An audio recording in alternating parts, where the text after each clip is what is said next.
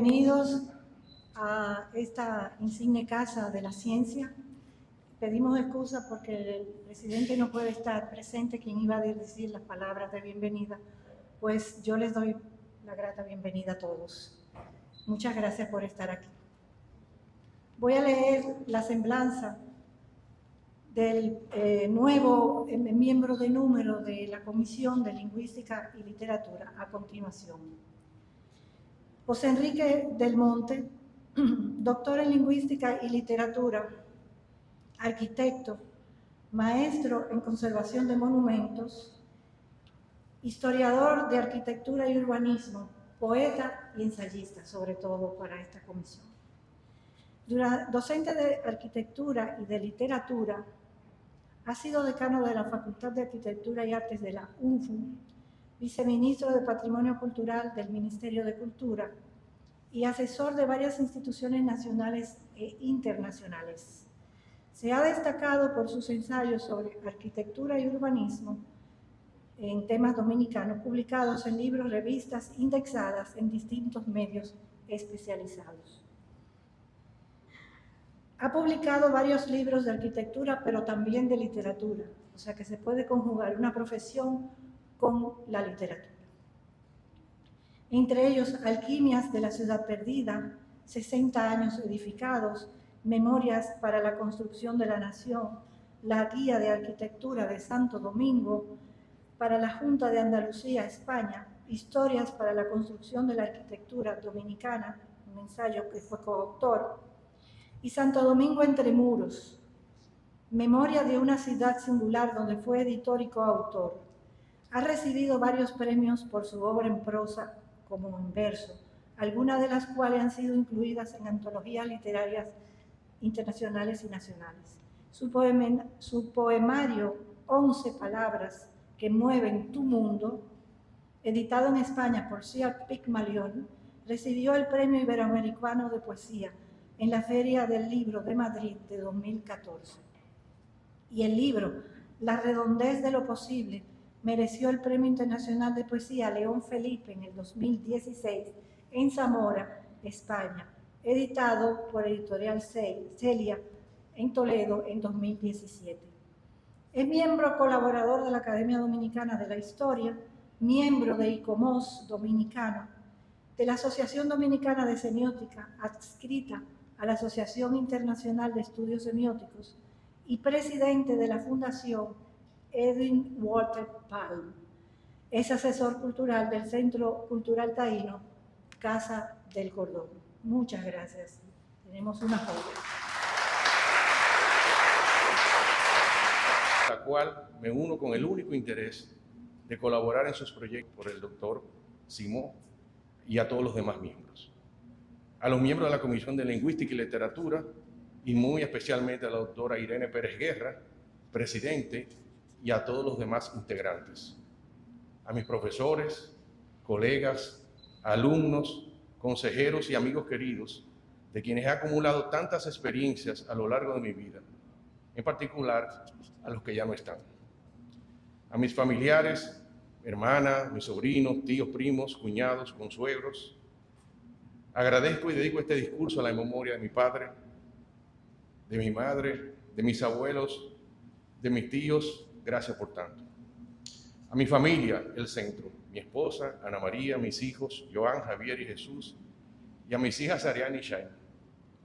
Ellos son la principal razón de mi orgullo, mis esfuerzos y alegrías. Y a todos ustedes por acompañarme en este momento tan significativo para mí.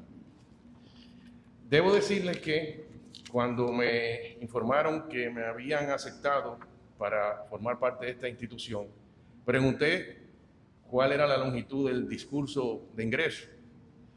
Y bueno, la primera información que tuve fue que durara 1 hora el discurso. De manera que yo escribí 40 y tantas páginas. Y después, hablando con Irene, dije: Irene, eso es demasiado.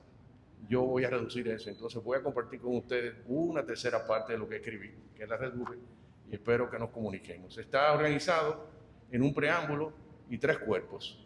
Un primer cuerpo que va a hablar precisamente sobre la arquitectura como tal. El segundo va a ser la relación de la arquitectura con la lingüística. Y por último, la relación de la arquitectura con la poética. Viene a mi memoria la primera semana de inicio del doctorado en Lingüística y Literatura, donde estuve rodeado de una veintena de compañeros dispuestos a completar su último ciclo de formación académica en esa primera promoción. Como era de esperarse, el profesor nos invitaba a presentarnos para darnos a conocer y así saber del arco formativo de sus alumnos. Casi todos los compañeros provenían de escuelas de lengua, especializados en temas relacionados con el ámbito de la lingüística, con sus diferentes ramificaciones, excepto dos, ambos arquitectos. Cercanos a la literatura, tanto Marcos Blonda como yo, consideramos idóneo emprender esa formación de alto nivel para ampliar la visión que sobre el quehacer literario teníamos. Pero los compañeros mostraban una inquietud silente por nuestra presencia en un espacio que ellos entendían como suyo, parte de su cotidianidad, de su actividad docente, de su manera de relacionarse con el mundo.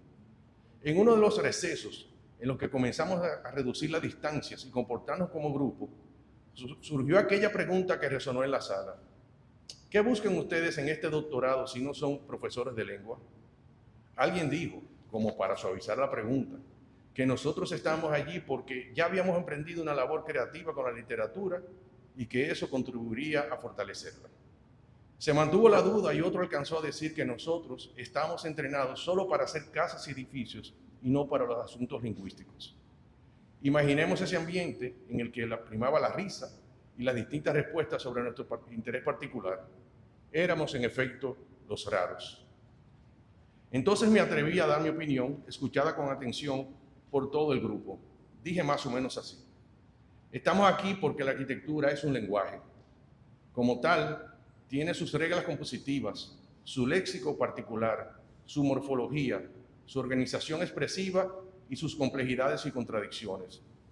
Con su silencio, continué más o menos de la siguiente forma. La arquitectura contiene significados, maneja códigos de comunicación y se sostiene en la relación entre lo materializado y lo trascendente. Comienza en lo abstracto, en el pensamiento que se transforma en imágenes y se convierte en objeto. Es un elemento semiótico, un vínculo entre lo físico y lo simbólico, una apuesta a la perdurabilidad. Blonda agregó que la teoría de la arquitectura muestra el desarrollo de un oficio que se sostiene en conceptos y criterios estéticos, expresiones, gestos, comprensión del espacio y de sus particularidades, de las dimensiones y el tiempo, del funcionalismo y la plástica, de la belleza y de su capacidad para contener y transformarse. La arquitectura busca, agregaba Blonda, más allá de su sentido práctico, hablar, decir muchas cosas, completar frases y provocar interpretaciones individuales. Y así concluimos. Al decir de algunos teóricos, es la poesía del hecho construido, cuando un edificio ejerce ese poder de expresión a través de su lenguaje y se convierte en un poema. Tengan por seguro que poco a poco dejaron de vernos como los raros y pasamos a integrarnos en igualdad de las exigencias de la academia. Por supuesto, dicho de esa manera, se genera una pregunta ineludible. ¿Es toda la arquitectura eso que se ha dicho? Definitivamente que no. Como no todo uso del lenguaje es literatura o poesía. El lenguaje y la arquitectura existen porque son imprescindibles en la manera de relacionarnos con los otros, por un lado, y la necesidad de refugio y sentido de lugar por el otro. Más allá de la necesidad primaria, existe un uso y una búsqueda particular que contiene dificultades que forman parte de la riqueza de ambas disciplinas. La arquitectura, en principio, es un artefacto articulado desprovisto de vida. Sin embargo, como lo expresa el filósofo y lingüista Ludwig Wittgenstein, la arquitectura eterniza y sublima siempre algo. Por eso no puede haber arquitectura donde no hay nada que sublimar. De ahí se desprende que no toda construcción es arquitectura, sino un mero objeto para albergar funciones. Hay una conciencia del quehacer arquitectónico que pocos llegan a comprender, incluso los propios arquitectos, cuando no exploran las facetas más densas del hecho arquitectónico. No nos confundamos al ver un edificio novedoso que surge en nuestras ciudades como si se tratara de arquitectura. La mayoría de los edificios son respuestas a necesidades propias de la cotidianidad o piezas dentro del amplio mundo del mercado inmobiliario. Cumplen un rol determinado. La arquitectura es otra cosa, tan compleja en su propia concepción, tan audaz que se adelanta a la posibilidad de construirse, tan táctil que ofrece estimulantes efectos estéticos, tan sutil que permite descubrir sus misterios tan extraña que nos obliga a guardar silencio ante su poder y consistencia. La arquitectura es tan dúctil que se presta para mucha sugerencia, nos dice Charles James. En 1943, Pevsner planteaba las diferencias entre construcción y arquitectura. Un cobertizo para bicicletas es una construcción. La Catedral de Lincoln es una pieza de arquitectura. El término arquitectura se aplica solo a los edificios con miras al atractivo estético. Por siempre la arquitectura ha tratado de ser definida, razones para aceptar la maleabilidad conceptual. En la centuria que nos precede, se trató de sintetizar en el espacio, origen y esencia de su razón. Más adelante, se concentró en la idea del lugar, de personalización y de identidad. En tiempos actuales, se mezcla en definiciones tripartitas, energía, entorno, ecología, muy acorde con la preocupación ambientalista. Recordemos que los edificios son los mayores productores de CO2 del planeta, o sintaxis semántica, escultura. Mientras Vitruvio en el siglo I hablaba de que la arquitectura se basa en el orden, la disposición, la euritmia, la simetría, la propiedad y la economía, resumido en la tríada de firmeza, comodidad y deleite, 20 siglos después, Le Corbusier apostaba a la luz como su valor fundacional. La arquitectura es el juego señorial, atinado y magnífico de masas ensambladas por la luz, nos dijo. Zaha Hadid la trató como la expresión de ideas a través del espacio y la forma, de manera dinámica, fluida y abierta, mientras Peter Zumthor la considera como el arte de construir atmósferas y significados a través de espacios que nos emocionan y nos hacen sentir presentes en el mundo. Rem Koolhaas provoca con lo siguiente: la arquitectura es una herramienta para sobrevivir la realidad, no para embellecerla. Registra, organiza o incluso amplifica las fuerzas que configuran la ciudad y la sociedad. Mientras que Álvaro Siza sostiene que los arquitectos no inventan nada, sino que transforman la realidad. Estas aproximaciones son enunciados para arquitectos. Por eso, Mies van der Rohe les recuerda a ellos con ironía: nunca hables con un cliente sobre arquitectura, háblale de sus hijos. Eso es simplemente buena política. La mayoría de las veces no entenderá lo que tengas que decirle sobre arquitectura. Sea cual sea la definición que han ofrecido los arquitectos y los teóricos de la arquitectura a través de la historia, la arquitectura es un acto de pensamiento. Pensar es la razón de ser de la arquitectura. Pensar e imaginar, captar y decidir, enfrentar y sugerir, ofrecer y transformar, armar y fluir. Es una manera de verla, recorrerla, disfrutarla antes del primer trazo. La arquitectura, por tanto, es un acto de futuro. En palabras del finlandés Keijo Petaja, es un espacio mental construido. Al pensar, el arquitecto dialoga consigo mismo, imagina espacios y los recorre, los percibe en lo óptico y en lo áptico, escucha sus ruidos y sus silencios, los arma y los destruye. Es una realización antes de que exista. En consecuencia, el arquitecto habita mucho antes la arquitectura imaginada y luego la comparte, la traslada hacia un objeto que terminará en forma y contenido, en significados y emociones, donde la novedad se acopla con la tradición y establece una vinculación individual con los usuarios en el tiempo. Como afirmó el poeta francés Noël Arnaud, soy el espacio donde estoy. Para establecer una simple diferencia entre la arquitectura y la construcción, tantas veces confundida por una gran mayoría, a pesar de que se vinculan en la práctica, en el imaginario arquitectónico, en ese espacio temporal en que se establecen jerarquías y criterios para concretar una forma, primero se piensa en el habitar y luego el construir. De acuerdo con Christian Norbert Schul, y citando a Heidegger, es justamente por esta relación entre el construir, el habitar y el pensar que la arquitectura puede ser poética. La poesía es lo primero que consigue que el hombre pertenezca a la tierra y así lo introduce el habitar. El hombre habita solo en cuanto es capaz de construir en el sentido de poéticamente tomar medida. Los edificios auténticos solo existen si existen poetas. Estos poetas han de tomar medida para la arquitectura, o sea, para la estructura de un construir. Por consiguiente, la poesía y el habitar no solamente se excluyen el uno al otro, sino que se pertenecen. La poesía, y con ella la arquitectura, en cuanto poética, opera con imágenes y será la que sea capaz de convertir al objeto en imagen. En el poema En la hermosa azulada de Friedrich Hölderlin nos dice: poéticamente el hombre habita.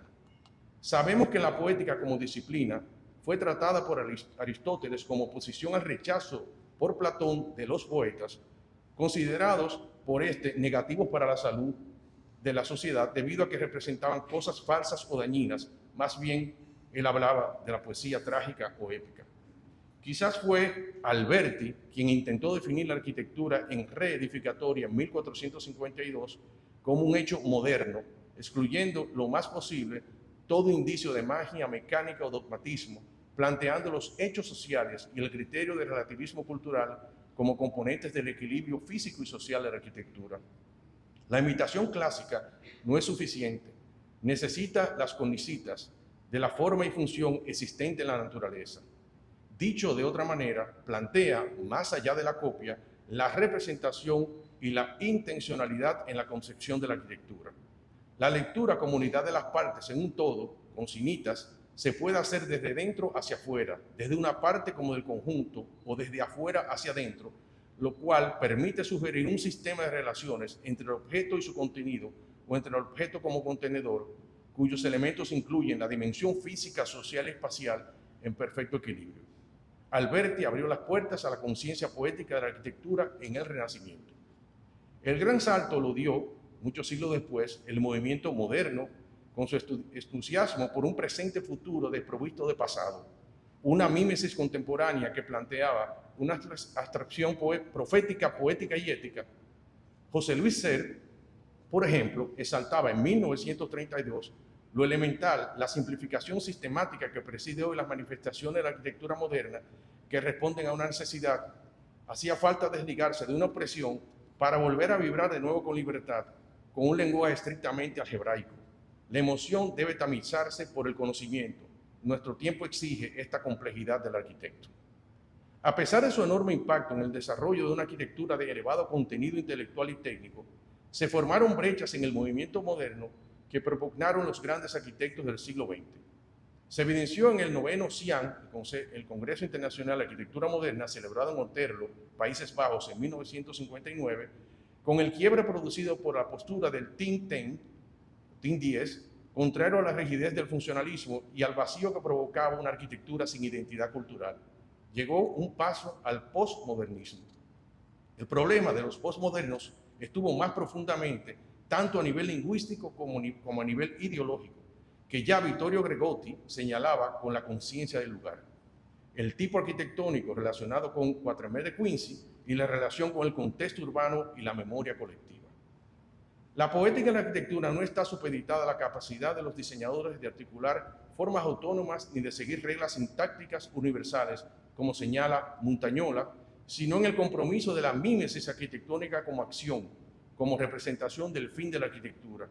Establecer la conexión entre el pensamiento y el lenguaje como raíz de la poética que contiene.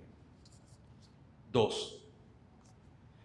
En los últimos años se han producido avances en la tecnología de la programática y el diseño paramétrico, en el medio ambiente y la ecología, en la materialidad avanzada y la fabricación digital, en la inmersividad y en la realidad extendida. También en la arquitectura comunitaria y metodologías participativas, estudios lingüísticos discursivos y narrativas memoria. Todos forman parte de los distintos escenarios de convergencia y divergencia que interactúa con la estética, la retórica, la sociología, la historia, la comunicación, la economía, la ingeniería y otras disciplinas como la arquitectura. Me limitaré, como es de esperarse para los fines de este texto, a los dos últimos, es decir, a los estudios lingüísticos discursivos y la narrativa memoria. En primer lugar, la confluencia contemporánea entre arquitectura y lingüística articula tres vectores fundamentales. Primero, una semiótica postestructuralista y pragmática que desplaza el sentido hacia el acto comunicativo. Segundo, una lingüística cognitiva que revela el anclaje corporal y conceptual de la experiencia arquitectónica. Y tercero, un análisis crítico y computacional que problematiza la producción y legitimación del discurso proyectual. Podemos verlo brevemente en los siguientes campos de investigación. Lejos de reducir la arquitectura a un simple lenguaje de formas, los estudios recientes articulan enfoques semióticos, cognitivos, computacionales y críticos, revelando la compleja producción de sentido que ancla la forma construida en contextos sociales, culturales y tecnológicos. Otro es la transformación que comienza con la superación del modelo estructuralista de la arquitectura como un sistema cerrado de signos, influido originalmente por Saussure y desarrollado en clave arquitectónica por Roland Barthes y Umberto Eco. Estos autores pusieron en evidencia que la arquitectura no se limita a representar significados estables, sino que los produce a través de la interacción entre emisores, receptores y códigos compartidos. Posteriormente, la semiótica postestructuralista y la teoría de la enunciación, tratada por Benveniste y Ducrot, por ejemplo, desplazaron el foco de la estructura al acto enunciativo, enfatizando el carácter situado, histórico y performativo del espacio. La arquitectura no es solo texto, sino también discurso. Simultáneamente, la lingüística cognitiva aportó un marco para repensar la dimensión conceptual de la experiencia arquitectónica. Lakoff y Johnson demostraron que las metáforas conceptuales no son adornos retóricos, sino estructuras profundas del pensamiento que modelan el diseño y la percepción. Fauconnier y Turner, en su teoría de la integración conceptual, describieron cómo combinamos dominios dispares para construir sentido espacial, iluminando fenómenos como la ambigüedad programática tan celebrada por Rem Koolhaas.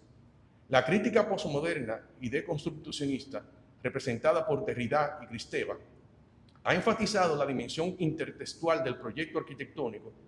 Cada forma remite a otras, cada discurso es un palimpsesto de discursos anteriores. Este enfoque cuestiona la autonomía formal y visibiliza la densidad histórica y cultural inscrita en el espacio. En segundo lugar, la relación entre arquitectura y la narrativa memoria, que reconoce que los espacios no solo se construyen materialmente, sino también como relatos e inscripciones simbólicas que median la experiencia colectiva.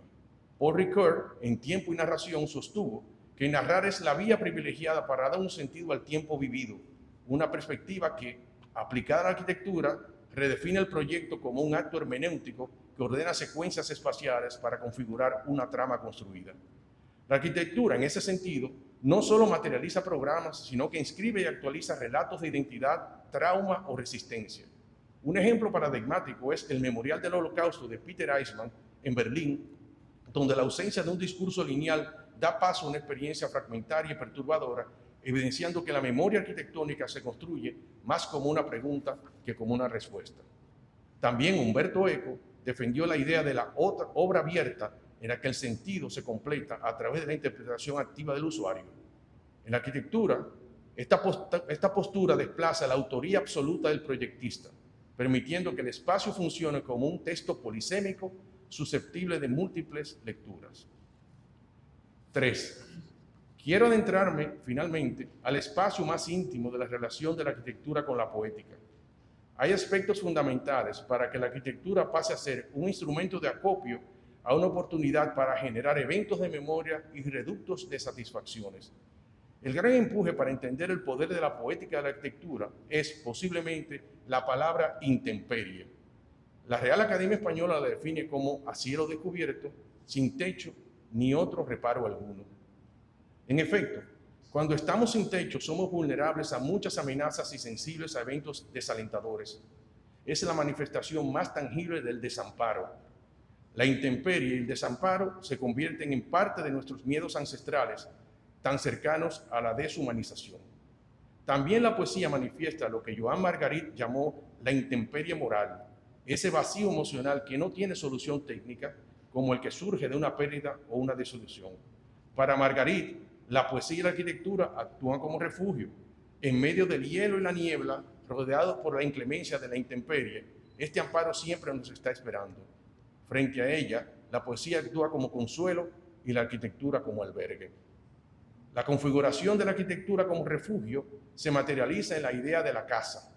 Apenas comienzan a entender el mundo, a los niños les piden dibujar una casa. Intuitivamente trazan un cuadrado con un triángulo arriba para representarla. Si le pedimos que dibujen una iglesia, tomarían la casa y le colocarían una cruz en el techo. Si les pedimos que sigan dibujando escuelas, hospitales, oficinas, seguirán usando el núcleo inicial de la casa para agregarle elementos identitarios que la definan en esas otras funciones. Por eso, el arquitecto chino Wang Shu, ganador del premio Pritzker 2012, dice: para mí, cualquier tipo de arquitectura, sea cual fuere su función, es una casa. Solo proyecto casas, no hago arquitectura. Las casas son sencillas, siempre mantienen una relación interesante con la verdadera existencia, con la vida. Una casa se apropia de un lugar seleccionado. El lugar sin la casa es multidimensional, es una apuesta al infinito. Con la casa se convierte en un escenario concreto, íntimo y único, y se ejecuta la acción ontológica del ser humano, habitar. Juhani Palashma nos recuerda que el habitar convierte el espacio insustancial en espacio personal, en el lugar y en última instancia en el domicilio propio. Es un intercambio y una extensión. Por un lado, el habitante se sitúa en el espacio y el espacio se sitúa en la conciencia del habitante. Por el otro, ese lugar se convierte en una exteriorización y una extensión de su ser, tanto desde el punto de vista mental como físico. Habitar, por tanto, es un intento de domesticar el espacio y de colocarle límites para transmitir lo que somos y que nos represente.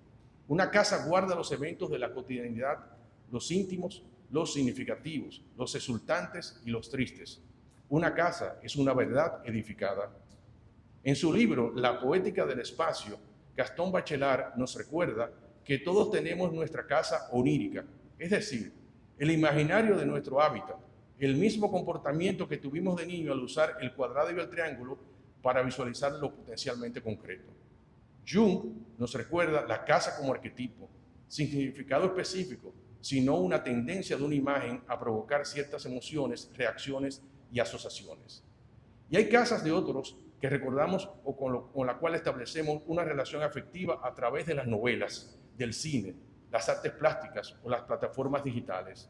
¿O acaso no recordamos como nuestra la casa Wuthering Heights de Cumbres Borrascosas de Emily Bronte, el Club de la Serpiente de Horacio Oliveira de Rayuela de Julio Cortázar, la casa Bates de Psicosis de Alfred Hitchcock, la mansión de El Resplandor de Stanley Kubrick, la casa Tara de Lo que el viento se llevó de Victor Fleming, la casa Par de Parásitos de Bong Joon-ho, o la casa Tepeji 22, Colonia Roma Sur de la película Roma de Alfonso Cuarón, tan concretas en nuestra memoria como los íconos de la arquitectura, Casa de la Cascada de Frank Lloyd Wright, Villa Savoye de Le Corbusier, Casa Eames de Charles y Ray Eames, Casa Farnsworth de Mies van der Rohe, Casa Malaparte de Curcio Malaparte, Casa Giraldi de Luis Barragán, Casa Retrieve Schroeder de Jerry Retriever, Casa Moebius de Ben van Berkel o el cercano Palacio Virreinal de Diego Colón y María Álvarez de Toledo.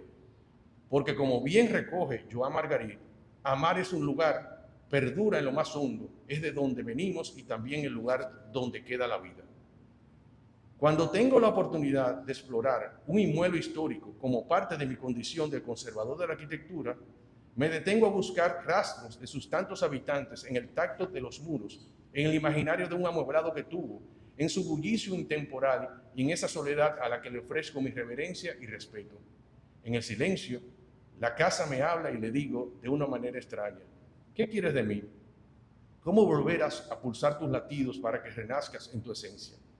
Y, a pesar de mis esfuerzos, siento que al tocarla, expulso esa autenticidad que el tiempo acumuló en ella, ese cúmulo de capas tan denso que tiene colores, olores y misterios.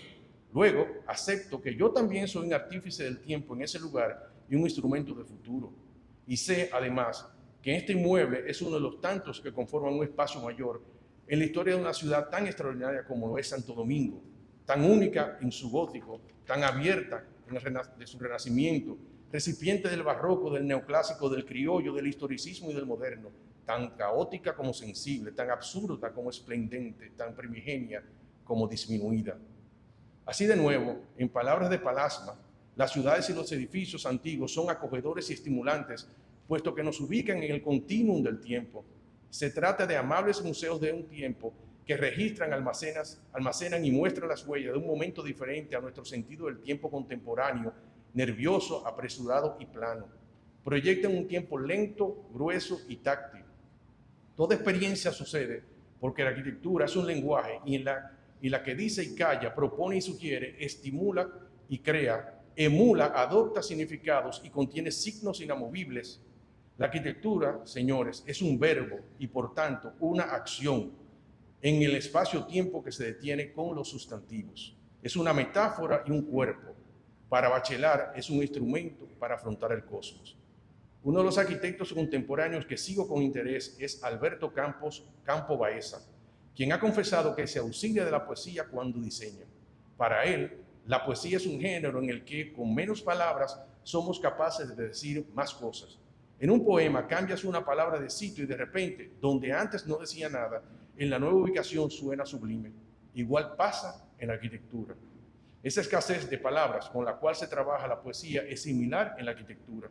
Para Octavio Paz, la poesía debe ser un poco seca para que arda bien y de este modo iluminarnos y calentarnos, pues lo mismo sucede con la arquitectura. Si elegí la arquitectura como profesión, lo hice por su complejidad y su capacidad de retarme. Cada día la exploro y decodifico en su lenguaje, me dejo arrastrar por sus atrevimientos y sus reglas, y porque atrapa espacios para hacer lugares, para jugar con lo intemporal.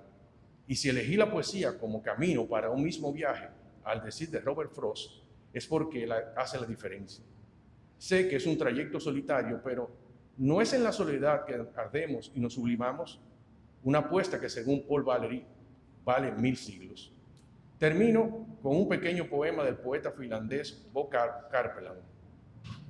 Hay casas calladas de techos bajos, alféizares a los que trepan los niños, que, acurrucados con la barbilla contra las rodillas, ven caer lentamente el aguanieve sobre patios oscuros y estrechos.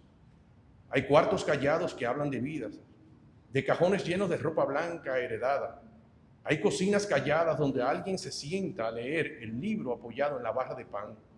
La luz se vierte allí con la voz de una persiana blanca. Si cierras los ojos podrás ver que una mañana, por fugaz que sea, espera, y que su calor se mezcla con el calor interior y que cada copo de nieve que cae es un signo de bienvenida. Muchas gracias. Bravo, bravo.